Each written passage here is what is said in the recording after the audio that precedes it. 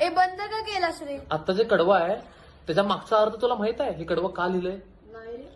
तर 1972 साली महाराष्ट्रामध्ये भीषण दुष्काळ पडला होता. अक्षरशः उपासमारीची वेळ आली होती. मग लोक काय खात होते?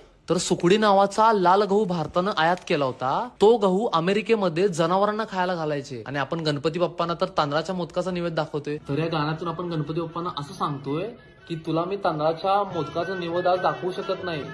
जो काही निवेद दाखवतो तू स्वीकार कर आणि हे जे संकट आपल्यावर आलेलं आहे ते लवकरात लवकर तू दूर कर. आता हे तू कडवायला आणि आता तुला त्याचा अर्थ पण कळेल. नाव काढून पोतांदुळाचे केले मोदक लाल गव्हाचे, हाल ओळख साऱ्या घराचे, दिन येतील कारे सुखाचे, सेवा जाणून गोड मानून द्यावा आशीर्वाद